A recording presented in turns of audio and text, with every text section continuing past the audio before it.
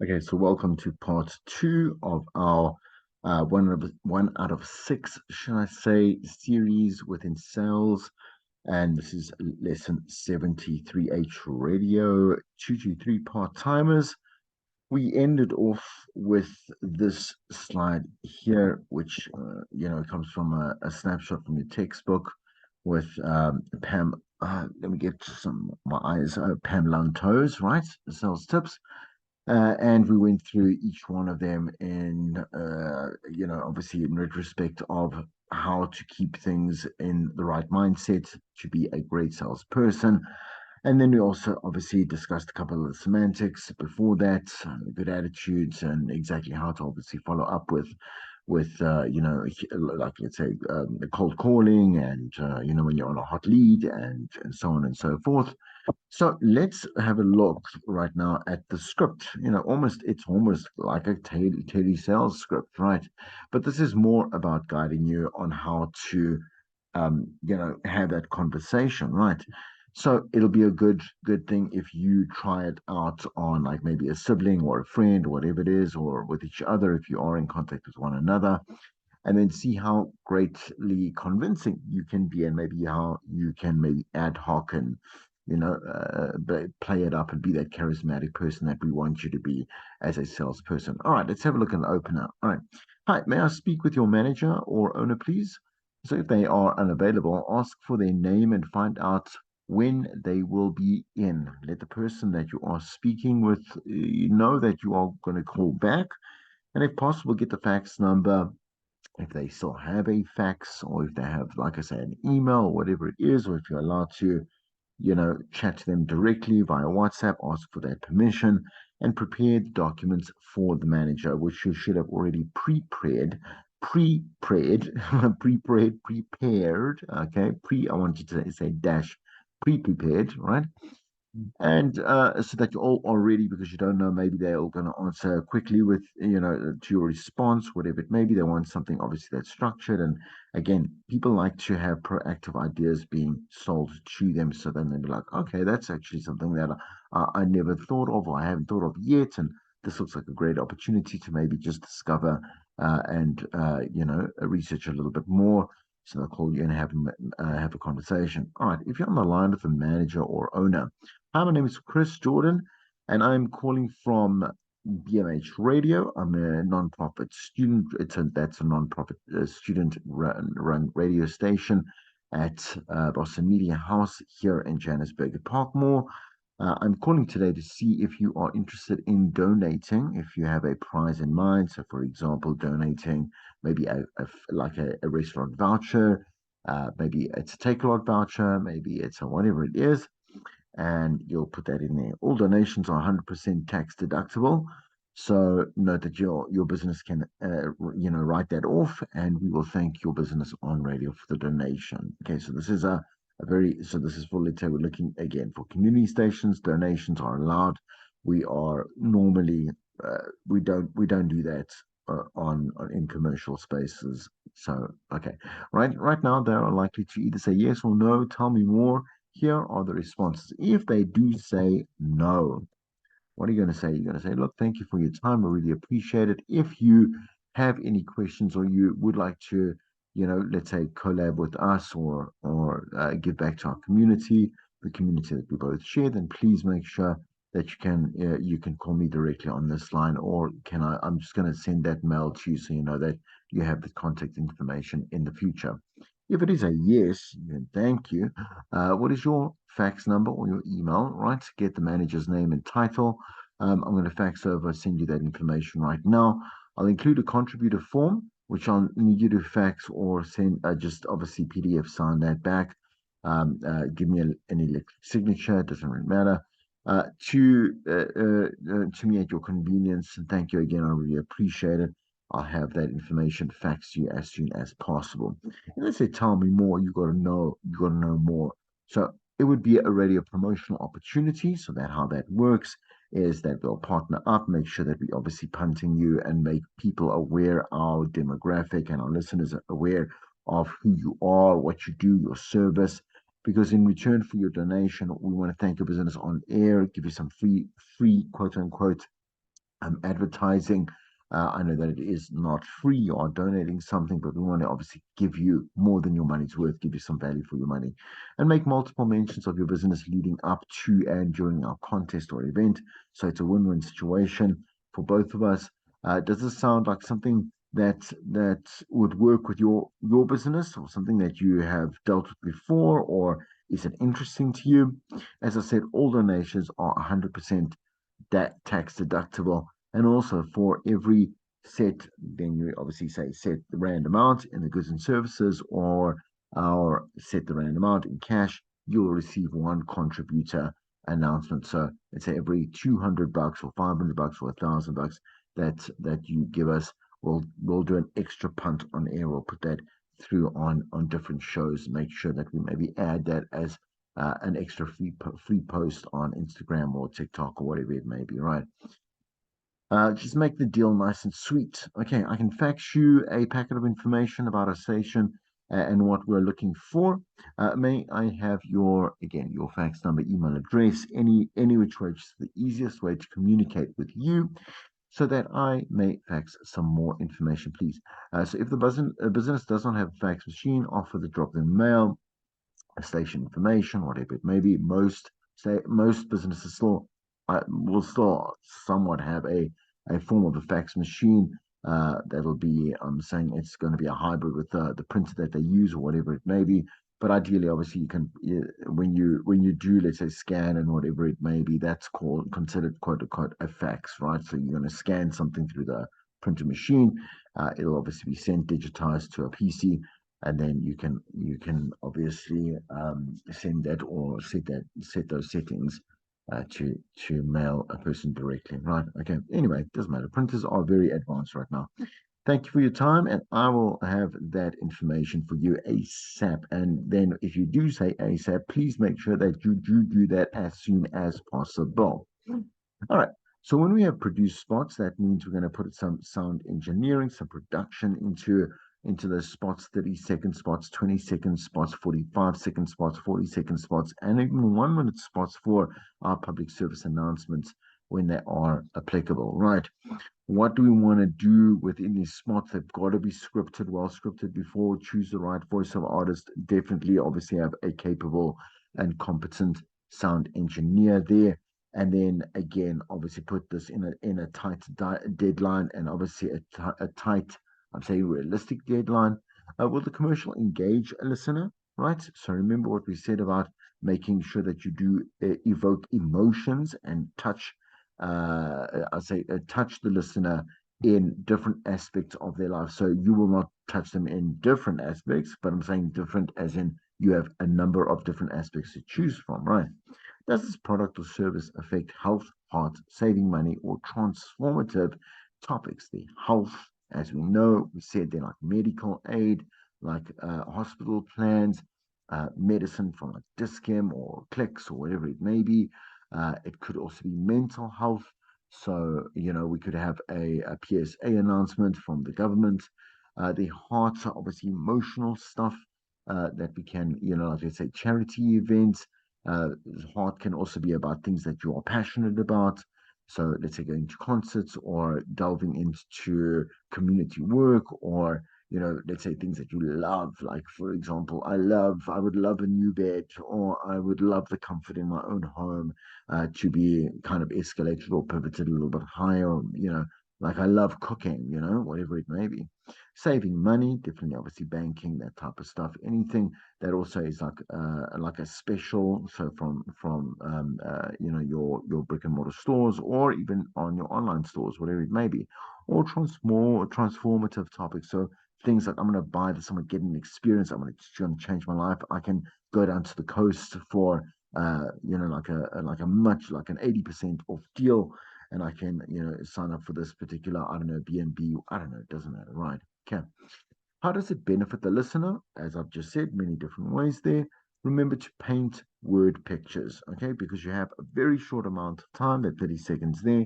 So we're going to use obviously that brevity and that theater of mind. Okay, think or speak. So that is incorrect there. Please let me just fix just so think or speak visually. Okay, think or speak visually. Personalize, be a powerful storyteller, right? So we want to keep things simple, right? We're telling a story, make it very simple. Like we go, this person, if it's going to be, let's say, role playing or whatever it is, but this person is really having, is really confused about how insurance works.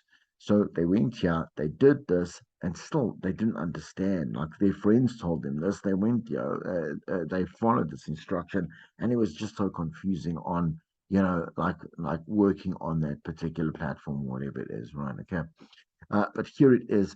It's done easy. All you have to do is just text like "help me" at to this number, and we'll phone you right back. We'll explain, and we'll explain to you whatever it is, how to start your retirement fund, whatever it may be. Okay. Keep the message on point, be creative, make the listener laugh, be entertaining, right? It's like again, we said there that smart shouldn't be boring before, so you should know. Make it matter, be truthful, make sure to always emphasize what is in it for the listener. What are they getting out? What do they want? And do we have the correct product for the correct need of what we are trying to advertise? Okay. So let's go through these 10 here. The Radio Advertising Bureau suggests the following guidelines. Number one, most important rule in radio advertising, mention the client often. Make sure that the listeners know where to find the client. So, for example, I mean, again, you will see that repetitive. Obviously, we're training our listener to, again, it's brainwashing, but brainwashing in a good way. That's what advertising does. We want to put in their minds subliminal messaging. If we keep mentioning the name of the store, or again, the special is on this Friday. This Friday you can only find, and only this Friday, see you this Friday type thing, right? Or if we have a again, we have a brand. This is the latest innovation in I don't know, automobile science, whatever it may be. This is the best. This is the number one, rated car in safety, by South Africans. I don't know, whatever it may be, right? Actually, I keep saying I don't know, but I keep saying stuff that I do know, right? Very important again to just keep on giving that brand out there, right? Plan up the advantage to the listeners. What's the unique selling proposition of the product or service? What does it offer that is not available elsewhere? Okay, so if we are again, that's how just again the concept of a special means that it's strategically aligned with a marketing plan for any client. The client will decide, at this and this and this time, I'm going to now change. Even throughout the week, you'll go see if you go visit a spa, pick and pay checkers, whatever it is, different things are on special, right? And they also know through basket analysis that maybe today's a great day that we, a great day, let's say 2 or 3 days that we actually put, let's say, toilet rolls on special. Okay. And not because they know that people are using more toilet paper, but everyone knows that everyone needs toilet paper, and we got a great deal on certain ones coming in, so we can absolutely sell quite a lot and punt these out there. We can look at, let's say, fruit, like things that have an expiry date, and we definitely want to push them. Make sure that what was yesterday cost you 35 Rand today cost you half that price. So you can grab that box of bananas. You can grab those pears or whatever it may be. They've been sitting there for maybe over a week. The tomatoes, for example, go off really quickly as well. Whatever it may be. Okay. So look at that know exactly when it is right to offer something. Grab attention, use noise, music, usual unusual voices. This is obviously on air, whatever is appropriate, and zero in. So pitch directly to your target listener. If you own an aging, overweight cat, listen to this. So that makes it very particular. But a lot of people, enough people, own little cats that are quite overweight, right? Okay. So be easily understood. Copywriters who use big words will lose the audience, point blank. All right. So no convoluted words. Use just again, just clear, simple English that says exactly what you need to say. Get to the point. Don't delay the unique selling proposition. Use action words now, today, buy, whatever it may be, action words, find us, register now, whatever it may be, right? Use it, use it, use it. Okay, so make the listener part of a word picture. So don't just talk about the new car, use sound effects. Music creates a mood, definitely puts a listener behind the wheel, because they're listening in the car or they got that feeling of like they hitting the open road, whatever it may be, right? Get the right effects and the right atmosphere going. Avoid cliches such as we're known for our excellent quality and customer service. We've heard that before. Our quality sucks and will ignore you from the moment you come in until you leave in a huff. The audience will then pay attention, say, we're just kidding. Is what we wouldn't say if we're referring to our product. That's a bit cool. Cool. And be accurate. In other words, please tell us how much it is. Tell us what's the date that you want it on. Tell us where to find you. Tell us how to follow you, whatever it may be. Okay. No errors in advertising. All right, creating powerful copy. So remember, what is the meaning of copy? Copy means the script that we are going to use to, let's say, obviously give to the voiceover artist and the sound engineer, which will show instructions of obviously the type of voice that we want, the temperament. So is it exciting? Is it a bit sad? Like, is it more emotional? Like, am I really getting a bit excited or overwhelmed or whatever it is? I don't know, whatever it may be, right?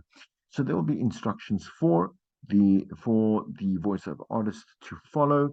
The sound engineer will also know what type of like music effects that are recommended to be used, and obviously the direction in which that will be used. And I say so within the copy itself, you're going to say maybe play the effects here. You'll hear someone in the background or people in the background speaking, or you'll hear a car racing by, or there'll be police sirens. I don't know. Jeffrey Hedquist queer gives advice that he calls six story starters. One, Google for insights. Do field research. Talk to your client. Talk to your client's staff. Talk to the customers, and then talk to yourself. These questions are gonna yield a number of really quality answers that you have to use at your disposal or disposition, whatever, to your to use at your, man, what am I saying?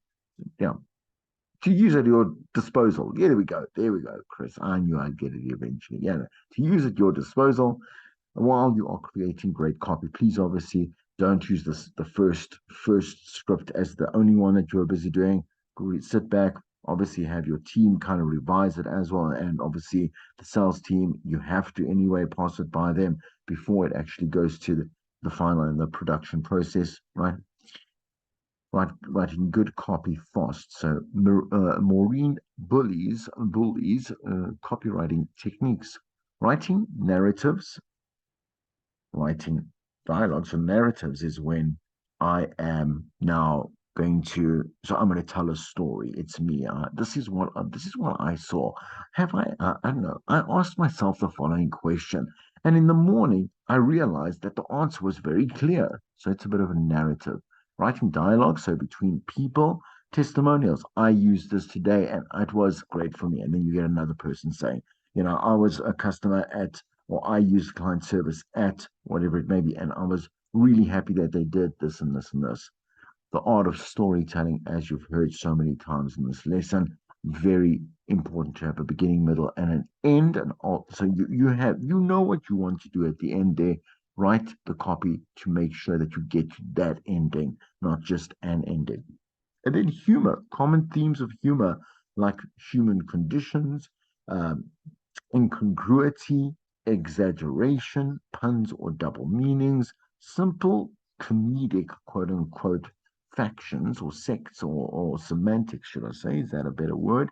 Right? Is what you actually want to be using there. Okay. All right. Okay. And only, I mean, if you have an ability, you've got an edge. In other words, you got a funny bone in you, and you can actually know how to write comedy, then you use comedy, right? Okay. Don't be someone that doesn't know how to write it, and then has really poor jokes that don't land. All right, so you can always work on your strengths. Okay. All right, so let's look at the sample copy navigator on page 419. All right, so look at the six-step story spine method. Once upon a time, Doris and Ed lived in a house that, like all houses, needed some things repaired. Ed was a half-hearted do-it-yourself wannabe, and Doris was a pragmatic, let's get it done right now person. So, a bit of a narrative. Let's do a bit of an everyday thing. Okay. Doris would remind Ed that something in their house needed repairing, but Ed would keep putting it off. But one day, Ed finally agreed to make the repair, but Doris would already. Sorry, let me put that again. Okay, Ed finally agreed to make the repair, but Doris had already called in the professionals from Carol's. Ed was secretly relieved because he never really wanted to do it himself in the first place. I'm now completely like bastardizing this anyway, it doesn't matter. Okay, until finally, the team from Carol's home design studio arrived and started work, and Ed knew he was off the hook. And ever since then, Doris hasn't had to nag Ed about the door, and now that they've found a good solution to getting repairs and remodeling done, she's got all kinds of projects to complete.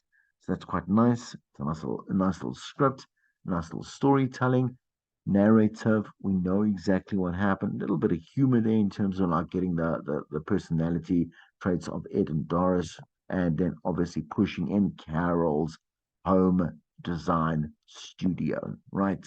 Okay. Um, so there's the client, Carol's home design studio.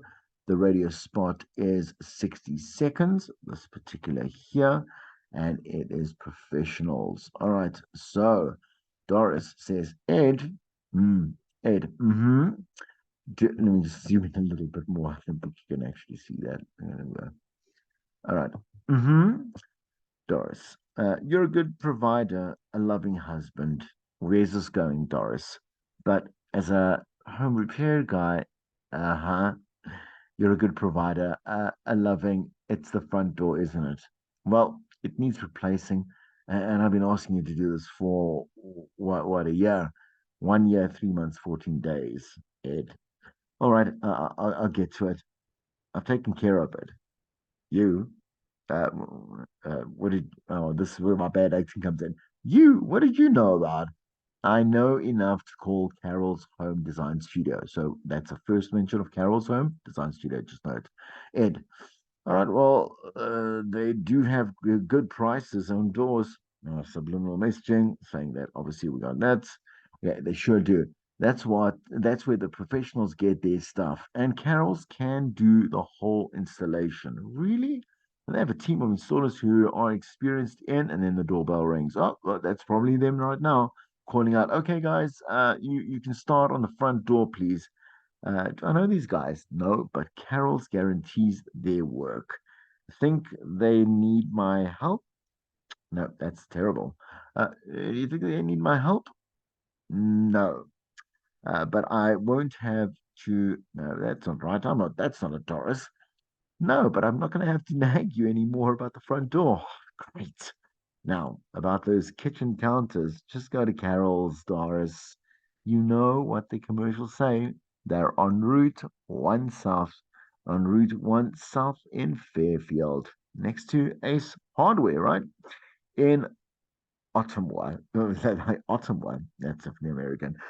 On the corner of Iowa Avenue and Main. Finished and glad. Now I'm going to put my own little South African in there. Why not? Okay, great stuff.